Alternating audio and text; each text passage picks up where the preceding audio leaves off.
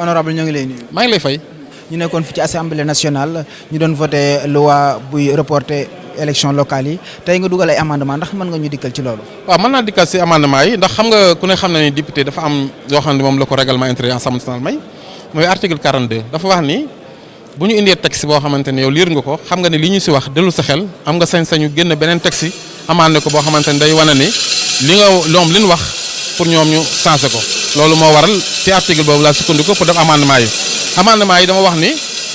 date bi nga xamante ñoom la ñu def au plus tard le 28 mars 2021 yaakaar naa ne loolu date boobu noonu du date bu yenu maanaa man ma dugaloon ban date boo xamante ni mois de juin 2020 la ndax ka élection yi ñu mën a bañ a génn un an boo xamante ni pour que ñu amal élection yi aussi ñoom explicatif motif yi nga xam ne moom la ñu wax ñoom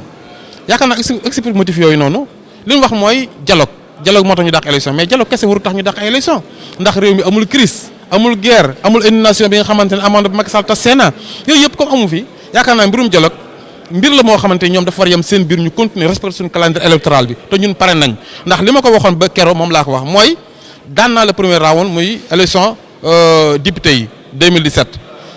daan naa le deuxième round muy élection présidentielle yi troisième round moo di soon mooy élection département bi comme candidat la pour daanaa leen au niveau de Touba Mbacké ñun pare nañ pour dem élection yi suba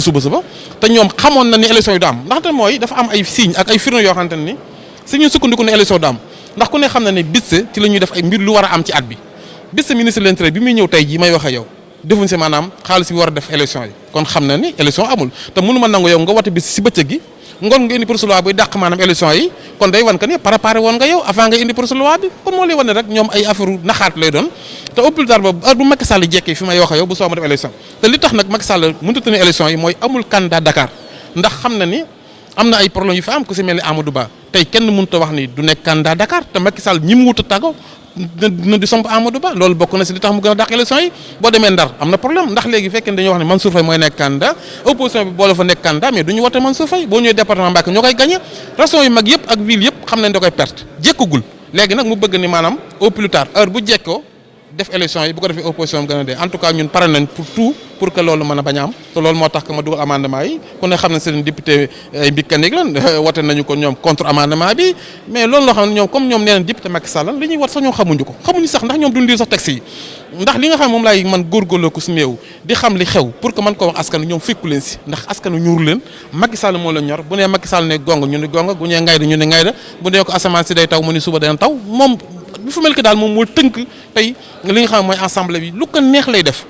ki nekk si kaw muy Moustapha Niasse ba ji nekk suuf amul benn sañ-sañ ak benn responsable ak benn gëdd boo xamante ni assemblée sax am na ko kon damay defe ni rek li nga xamante ni mooy séparation du pouvoir war naa mën a am assemblée taxaw gëddaam mais tant que ñu ngi koy doxali nii nag gëdd boobu du am en tout cas si contre le projet de loi incha allah dinaa déposer sama démissionné au conseil département Mbacké pour wan que ni lii d'accord ma si incha allah le 1er décembre. alors honorable seen benn naataango di Seydina Fall Bougazelli ñu koy tuumaal ci wàllum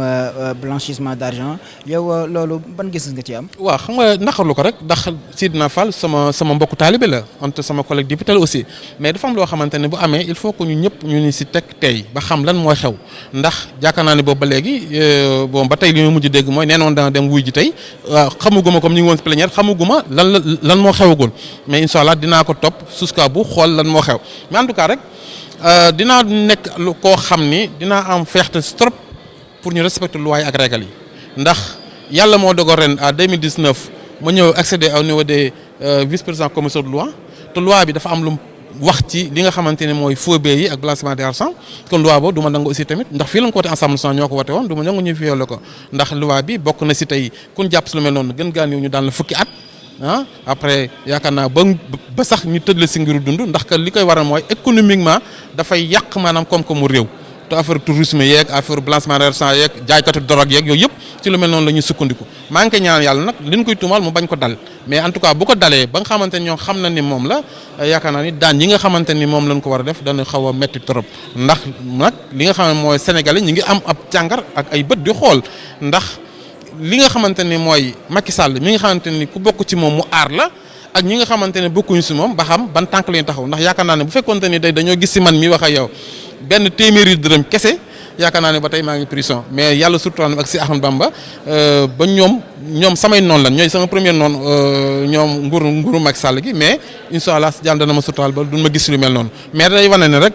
il faut que maanaam mu bañ a nekk successif justice boo xam ne deux vitesses lay doon mooy ñii ku ma am ndey ak ku ma mun ndey ndax jàpp nañ fi ay ñoom Thione Seck ay Ngaak Blindé ñooñu ñëpp jàppoon nañ leen fi kii nga xamante dañ koy tuumaal te ñoom dañ leen tuumaaloon rek jàpp leen kii nañ koy tuumaal bu ñu ko tuumaalee après voilà comme nag moom xamagul li xew nan la yoon di doxale fii ak si kanam rawu li bët mais en tout cas dañ si taxaw rek bu neexee yàlla lu ñu si war a doon ko si def ñu ngi koy ñaan suñu collègue la bon après liste ñu soxla ko. Je vous remercie, Monsieur le Président, Messieurs les ministres, Mesdames et Messieurs les collaborateurs des ministres, honorables collègues. Monsieur le ministre, l'analyse de l'histoire politique du Sénégal a montré que les locales ont souvent fait l'objet de reports. Mais ces reports souvent sont liés au fait de leur proximité avec l'élection présidentielle. Cette fois-ci, ce n'est pas le cas. Cette fois-ci, le report, les élections locales arrivent après la présidentielle. Donc, c'est post-présidentiel. Donc, on ne peut pas évoquer ces raisons-là. Les raisons qui ont poussé au report, Monsieur le ministre, ma collègue l'a dit tout à l'heure, il y a un consensus de tous les acteurs. Et ce consensus est gage de stabilité qui prime sur tout. Monsieur le ministre, les acteurs ont demandé l'audit du fichier, l'évaluation de l'élection présidentielle, l'évaluation du système du parrainage. Pour faire tout cela, Monsieur le ministre, il faut un temps. Et vous avez proposé la date du 28 mars au plus tard. C'est du français. Ce n'est pas une date exacte. On n'a pas dit les élections locales auront lieu le 28 mars 2021. Mais on a dit au plus tard en mars 2021. Ça veut dire qu'avec le dialogue politique, si toutes ces questions-là, on a fait le tour de table de toutes ces questions-là,